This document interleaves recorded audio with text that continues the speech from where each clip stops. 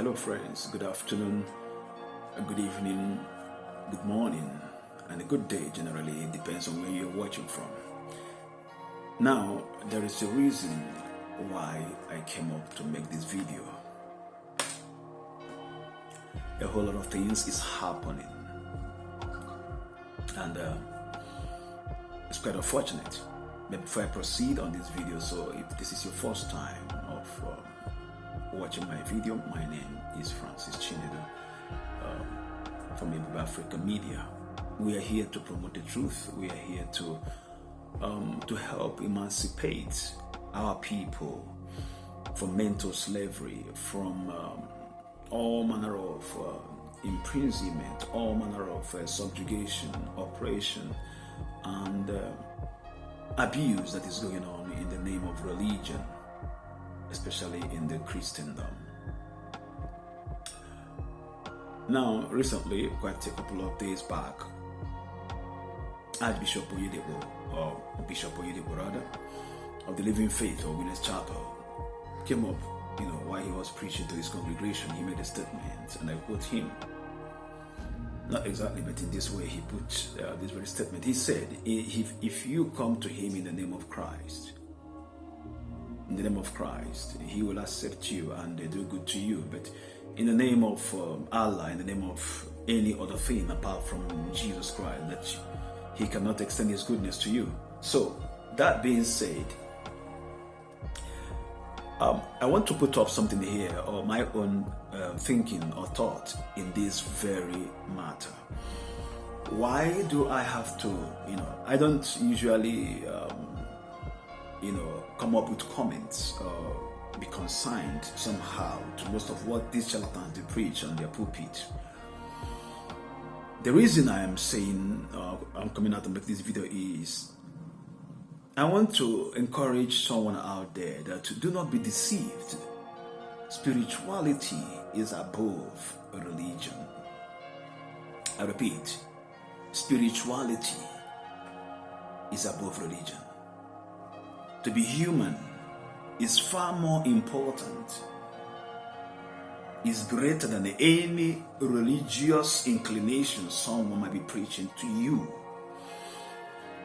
Why is it sad? Why it is so dehumanizing in Nigeria and in Africa as a whole is that I have made several videos about mega pastors and mega churches and the damages they are causing, referencing Nigeria as my case study because that is my home country.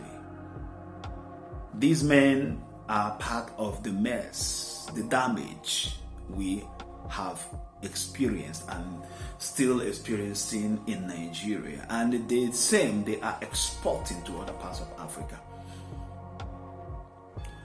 What do you think that this kind of statement will cultivate in the mind of the people listening to this kind of man called Bishop Oyedepo, David Oyedepo? These are the men seen as authorities in the pulpit, authorities as far as church is concerned. But recently, he keeps making one statement in error or the other to tell you the kind of, you might say he's human, but then someone be looked up to in that level, and that someone his followers are placed in a pedestal. Remember, these men are seen as demigods. They are the ones that influence not only their members, they influence political, the political environment as well. They have influence, both in the government. Now, coming out to make such a statement means he is making a hate speech, you might say, because he is relegating those who have belief in Islam or the Muslim faith, is relegating them that they ought not to be shown love, forgetting that anything that is based on faith matters or religious matters is embedded on love. Anything outside of this, anybody preaching anything outside of love God is not there. Jesus Christ is not there. Whether it's coming from the Christian side or on the other side. Maybe those who call Allah or believe in Allah or believe in God. God is love. If you want to preach, if you want to spread the message as someone being looked up to, love must be the center point of the message. In a country like Nigeria that is multi-ethnic, which we have predominantly people who are Christians and Muslims, what do you think? Gullible followers, I would say, who are following this kind of man, will be thinking in their mind when they see a Muslim or an imam or someone who's not a Christian that is in need. What do you think the way they will look at this? That means they will shun them. That you have to show love. You have to show affection to only those who belong to Christendom. That is not from God. Yes, he might have a scripture to back it up. Many of them, they quote scriptures to back up their personal interest in their churchpreneur or in their church business, which they are doing. Remember, church is a business, and these are the men that are fronting those. They are the leaders in this business. They are the I would call them giants in the churchpreneur or in the church business. How would someone be looked upon as an authority in faith in the Pentecostal movement be making such an utterance? So, that being said, I made a statement earlier that spirituality is greater or is above religion. And what do I mean by this? To be spiritual is not to be religious.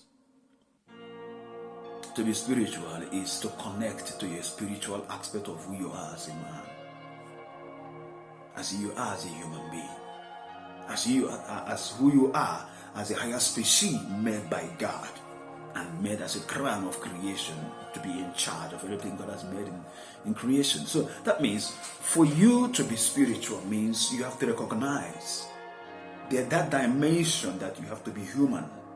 You have to show love. You have to be tolerating other people. You have to recognize that there is someone out there that must be shown love regardless of any religious inclination. Whether it's a Buddhist, whether it's a Confucianist, whether it's a Taoist, whatever the person is, if you are claiming to be spiritual, you have to show your human aspect must be expressed in your day-to-day living, regardless of your religious inclination, like I say. Do not be deceived. I want to talk to someone out there who may be confused. See, the pulpit, sorry to say that I'm making emphasis on the pulpit of the churches because those are where we are seeing the abuse more. Do not be deceived. These men are preaching several messages that are not in cognizance, that are not in tandem with what Christianity is all about. A lot of error has crept into the churches, and they are deceiving people, they are manipulating people, they are oppressing people. Permit me to say this: the people claiming this, and I'm preaching this form of messages. These are the same people that have succeeded in using church as a plantation, I would say, and enslaving our brothers and sisters in the name of religion or in the name of serving God or service to God. For them, they preach that the service you render to their churches or their denomination is a service to God. But these are all lies. These are all lies. They have raised doctrines, all manner of doctrines, all manner of messages, deceiving people, destroying people's mindset, enslaving our people mentally. Our people, you see graduates, you see doctors, you see engineers, you see professionals. They are loyalists to these men. They don't use their minds anymore because these men have started to brainwash them. As a matter of fact, most of their followers, their gullible followers, are suffering from what they call, what is it called? Stockholm syndrome. These men who are under their influence, being brainwashed by these their GOs and these their bishops and these their prophets and all manner of bandits you see on the pulpit. These men are the men that have succeeded in reducing these professionals, this class of people that are supposed to be the agents of change, agents of innovation, agents of transformation with their skills and potentials. These men I'm talking about that are in the pulpit, these charlatans, these bandits, these Alibabas, they have succeeded to reduce our people to slaves. Go to different churches, you see what they do there. They harness people's skills, people serve them. People use their potentials in serving in these churches in different capacities, free of charge. That means they are enjoying human resources, services of human resources and potentials, free of charge, in the name of service to God. What a deception. They don't pay them anything. They don't pay them. If you are washing the toilet in churches, they don't pay. They say it's a charitable work. You don't get paid for your time. You serve in different. Some are accountants. Some they help them in arranging their money. Some are serving in different capacities. Some are stewards, different capacities. And in return, they gain nothing. I don't want to talk about the pastors in this video. I don't want the video to be too long. Most of what is serving as pastors in the so-called living faith or Winners Chapel, the schools built by these men, most of their churches, most of their poor members can't even pay their school fees. I don't want to go deep into all those areas. But what am I saying? What I have come to, coin out from that statement he made is just an aspect of the fact that regardless of your religious inclination, religion is not being spiritual. And if you want to be spiritual, fellow Africans, brothers and sisters, let's look at our humane side, our side of being human, our side of promoting humanity, our side of appreciating human beings as God's as creations made in the image of God, as creations that ought to be appreciated in a very special way.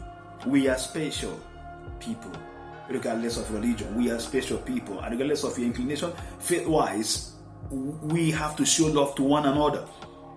That's the only way to promote oneness and promote unity in Africa and in Nigeria.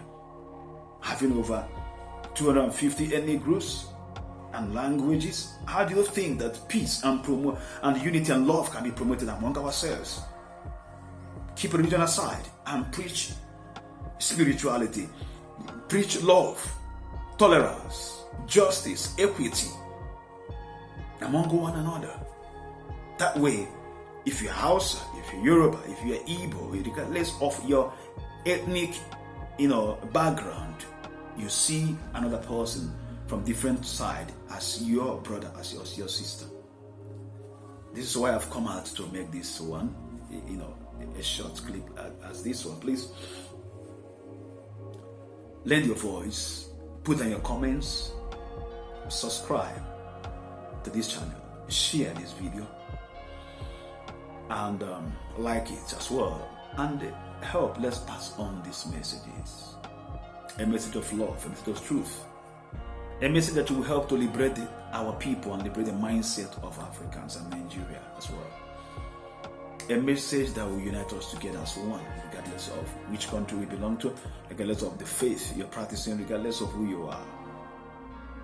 Let us try to embrace ourselves in love, embrace ourselves in tolerance, embrace ourselves in caring for one another. That is the only way out of the way we are reducing ourselves as animals.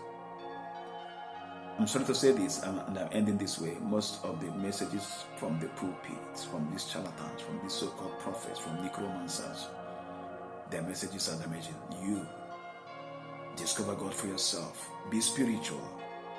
Not be religious. Be spiritual. Discover God. Engage on self-discovery for yourself. Your Father is close to you. Your Father in heaven is close to you. He's waiting to hear you. He's waiting to engage in a relationship with you.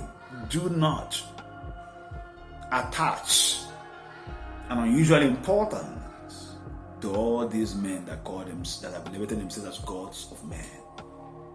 God bless you. I will see you again soon. Bye. Shalom.